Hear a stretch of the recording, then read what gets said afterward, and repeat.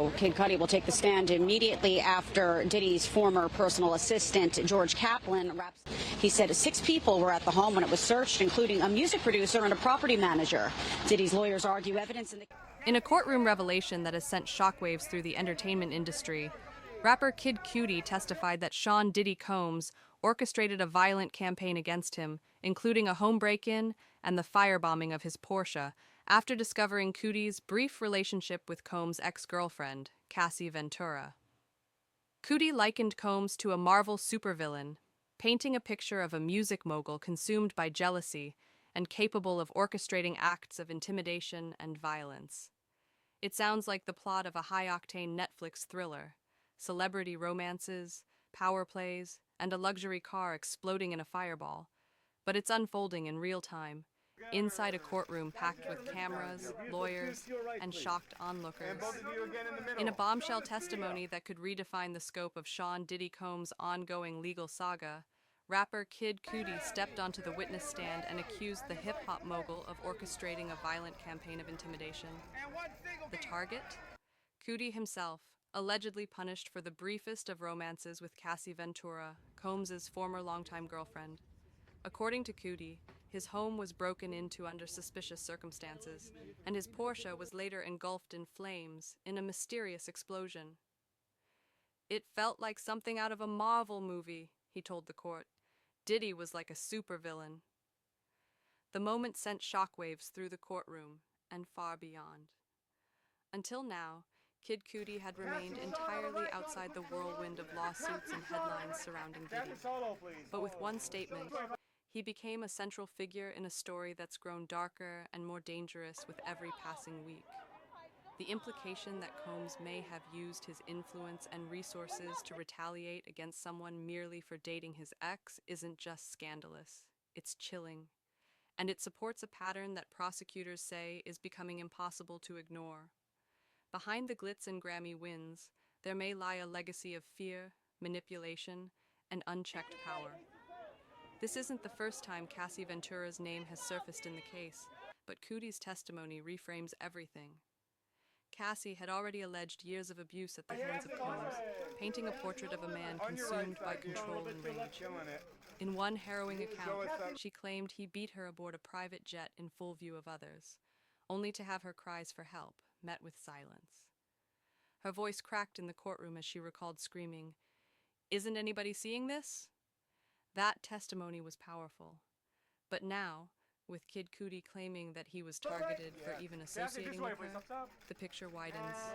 It's not just about a toxic relationship, it's about a man allegedly willing to destroy lives to maintain control over anyone who dares to disobey. And the legal stakes couldn't be higher. Combs is already facing a gauntlet of civil and potential criminal charges, everything from sexual assault to sex trafficking and racketeering.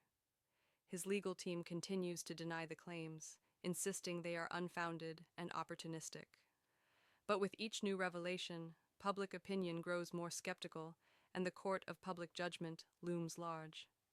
If Cudi's allegations are corroborated, or if prosecutors can link the vehicle bombing to Combs, it could shift the case from a celebrity scandal into the realm of federal investigation. This isn't just about tabloid fodder anymore. It's about what happens when power shields someone from accountability for decades. As the trial continues, all eyes are back on Diddy, but the industry is watching too, nervously.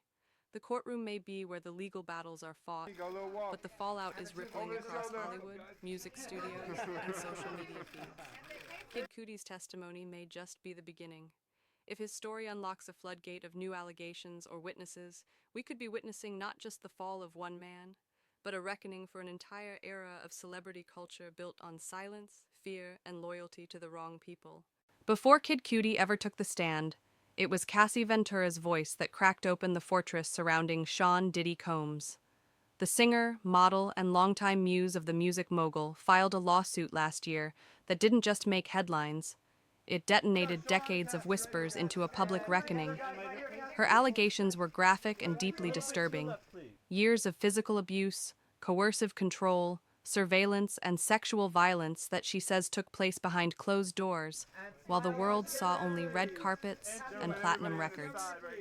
According to Cassie, what began as a promising career under Combs' mentorship quickly devolved into something darker, something she described as psychological warfare. One of the most haunting moments from her testimony centered around a violent altercation on a private jet, where she says Combs beat her in front of an entire flight crew. She described crying out for help, looking each person in the eye and asking, "Isn't anybody seeing this?" But no one moved, no one spoke.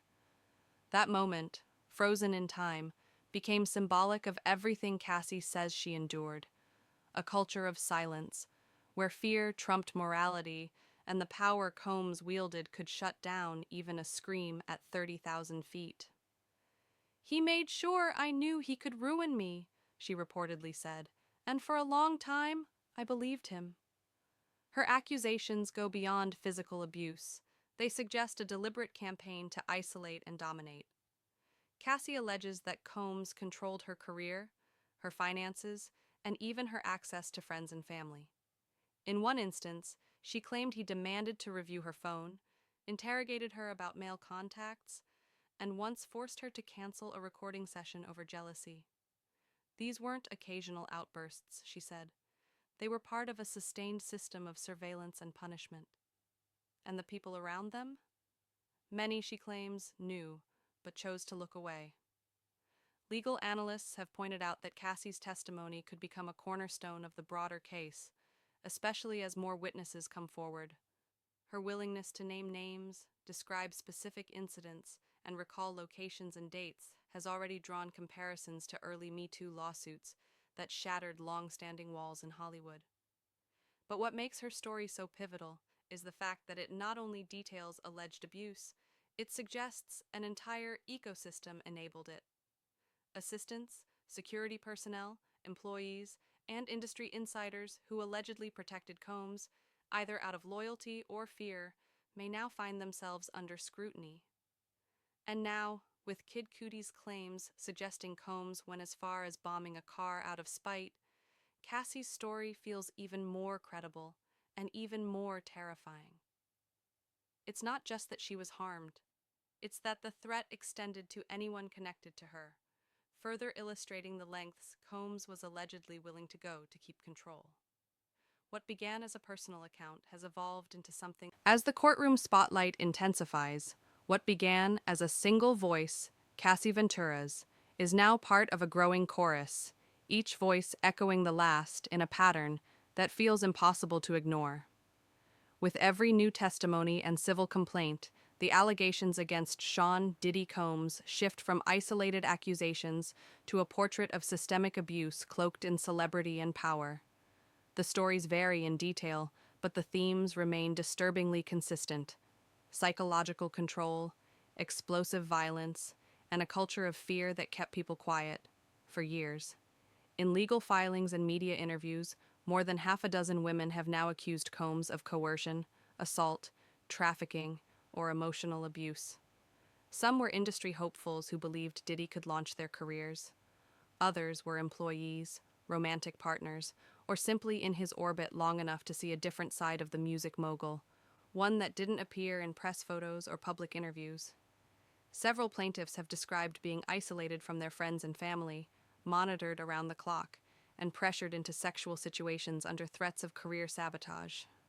One described waking up disoriented in a hotel suite after accepting a drink from Combs at a party, her memory hazy, her body bruised. Another said she was flown across state lines under false pretenses, only to be forced into a situation she later described as trafficking.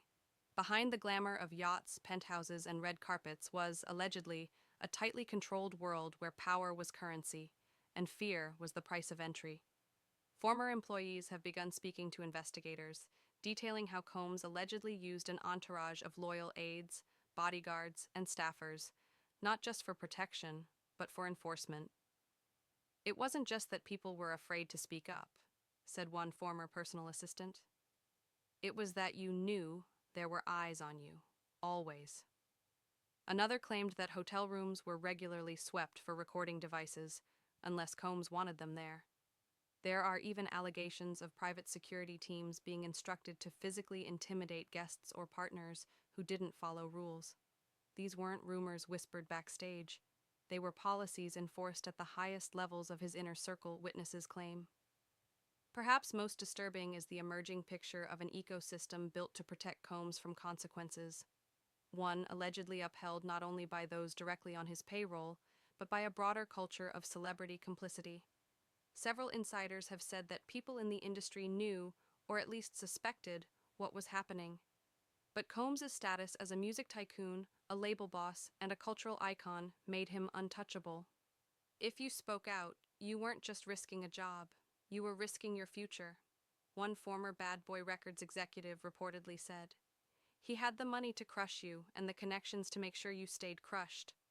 The introduction of Kid Cudi into this narrative changed everything, not just because of the allegations themselves, but because of who he is. Cudi isn't a background figure or a nameless accuser. He's a Grammy-nominated artist, a peer in Combs' industry, someone with visibility and credibility. When he stood up in court and described his home being broken into and his Porsche blown up, allegedly because of a past fling with Cassie, it painted a terrifying picture of how far this influence may have reached. Cudi wasn't directly involved in any of the lawsuits. He wasn't looking for clout or a settlement, and yet his life was allegedly upended simply for entering Combs' crosshairs. That revelation sent a clear message. This wasn't just about what happened behind closed doors. It was about what happened to anyone who got too close. With each new detail, the scale of the allegations expands, from private abuse to something resembling organized control. Prosecutors are beginning to draw parallels between Combs' alleged behavior and the legal definitions used in criminal enterprises, coordinated efforts to intimidate, silence, and retaliate against individuals across multiple states and over multiple years. That kind of pattern aligns with serious federal charges, charges that go far beyond civil court and could potentially lead to prison time. RICO, Racketeer Influenced and Corrupt Organizations Act, laws, originally designed to dismantle the mafia, are now being considered by some legal experts as a framework to investigate Combs if enough evidence can be tied together. And the most haunting part? We may still be hearing only a fraction of the full story. Several known associates have reportedly declined to testify or speak on record, fearing retaliation, public scrutiny, or legal consequences. Some are rumored to be negotiating immunity or preparing their own lawsuits. The silence isn't proof of innocence, critics argue. It's proof of how long power has kept the truth buried. But the dam appears to be breaking. The courtroom drama may feel like a spectacle pulled straight from the tabloids, but make no mistake. What's unfolding could become one of the most consequential legal sagas in modern entertainment history. As the walls close in on Sean Diddy Combs, the stakes have grown exponentially. This is no longer about a single civil suit or a series of unflattering headlines. With mounting evidence, high-profile testimonies, and federal attention looming, Combs could soon be facing charges that carry years, or even decades, of prison time. At the heart of it all is one question. Will the law catch up to one of the most powerful men in hip-hop? At present, Combs is juggling multiple civil lawsuits across various jurisdictions, all alleging forms of sexual misconduct, trafficking, and psychological abuse. While these suits are not criminal charges, the sheer volume and overlap of their claims have triggered deeper legal scrutiny. Several of the cases reference incidents that allegedly cross state lines, involve financial transactions, and suggest coordination, key factors that could support a federal investigation under racketeering laws.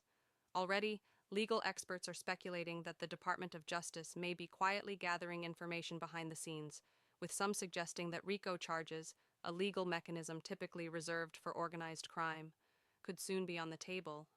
Why RICO? Because the pattern of allegations paints a picture not of impulsive behavior, but of a systematic, prolonged abuse of power. The law, originally designed to bring down mob bosses and gang leaders, allows prosecutors to charge an individual not just for crimes they directly committed, but for any criminal acts committed as part of a coordinated enterprise. If Combs' entourage, employees, or associates are found to have helped facilitate abuse, conceal evidence, or intimidate victims, Prosecutors could argue that this was a criminal organization, one that used celebrity as a shield and fear as its fuel. And under RICO, those found guilty can face up to 20 years per racketeering count.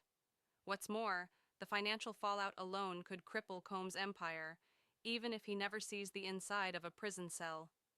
Lawsuits of this magnitude often result in multi-million-dollar settlements, especially if victims can prove damages to their careers, mental health, or safety. Already, rumors are swirling that several plaintiffs are preparing class action filings, which would allow multiple victims to sue Combs jointly. Add to that the possibility of asset seizures, court-ordered injunctions, and brand partnerships evaporating overnight, and you begin to see the scale of what's at risk. We're talking about an empire built over 3 decades, bad boy records, Ciroc vodka deals, clothing lines, media ventures, potentially collapsing under the weight of legal accountability. But perhaps the most dangerous threat Combs faces is not in the courtroom. It's in the court of public opinion. With every headline, every testimony, and every shocking new allegation, his carefully curated image is unraveling. For years, Diddy was seen as untouchable, a music mogul, a businessman, a cultural icon. But now, the same charm and confidence that made him beloved are being reinterpreted as signs of control, manipulation, and ego. Corporate partners are already distancing themselves, fans are demanding accountability, and the media frenzy shows no signs of slowing down. Even if he beats the legal system, the brand damage may be irreversible. And it's not just Combs who should be nervous. As this case escalates, it threatens to expose others who stood beside him, those who enabled, protected, or ignored the signs. Former employees, collaborators, and executives may soon find themselves called to testify, subpoenaed for records, or named in lawsuits of their own. If even a fraction of the allegations are proven, this won't just be the downfall of a single celebrity. It could be the beginning of a broader reckoning for the entertainment industry, similar in scale to Harvey Weinstein's implosion. The question now isn't whether Combs' legacy will be changed, it's whether anyone who helped preserve it will be held accountable too.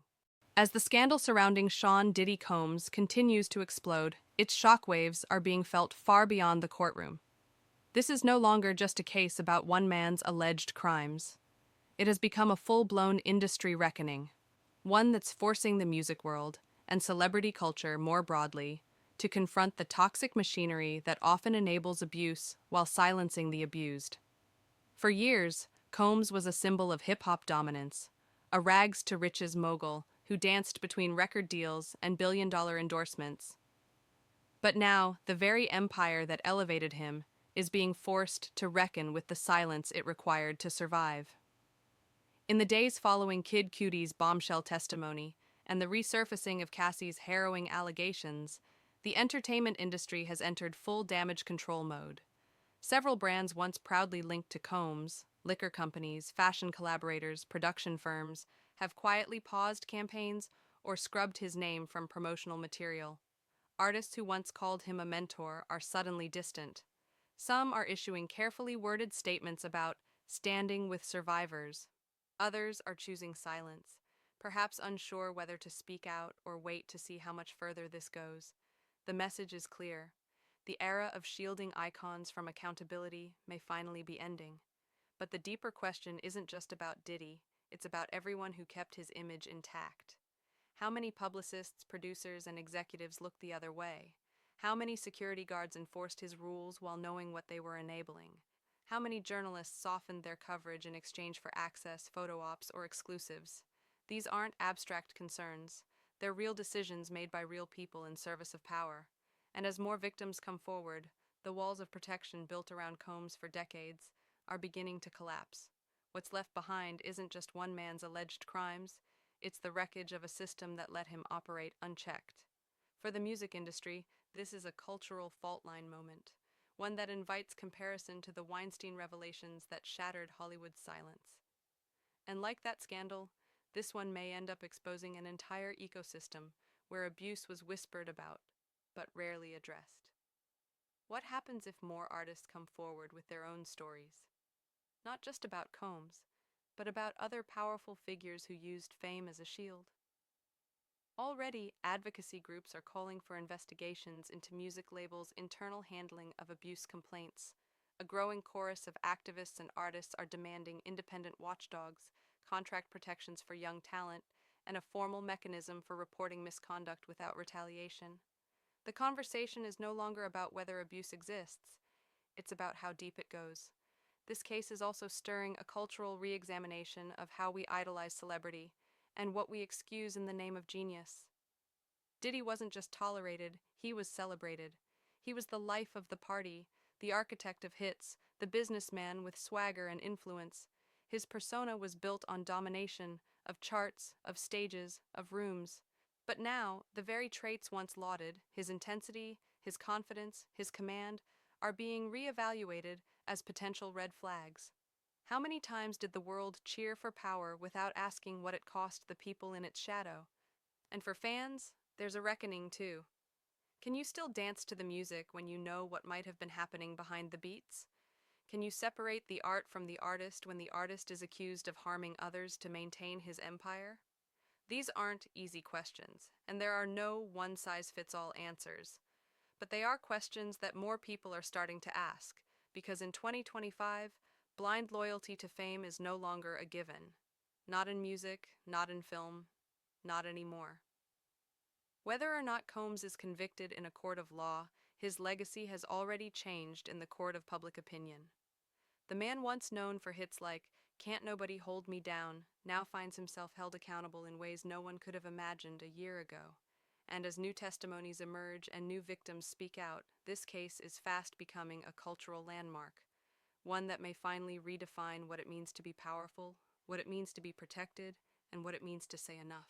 From icon to indictment, from mogul to accused, Sean Diddy Combs now stands at the center of a storm that may define a generation's relationship with fame, power, and silence. As the testimonies mount and the public listens more closely than ever, one truth becomes impossible to deny. The culture of protection is cracking, and what spills out may force an industry and a society to confront the cost of worshiping unchecked power. The music hasn't stopped, but the world is finally hearing what's been hidden beneath the beat.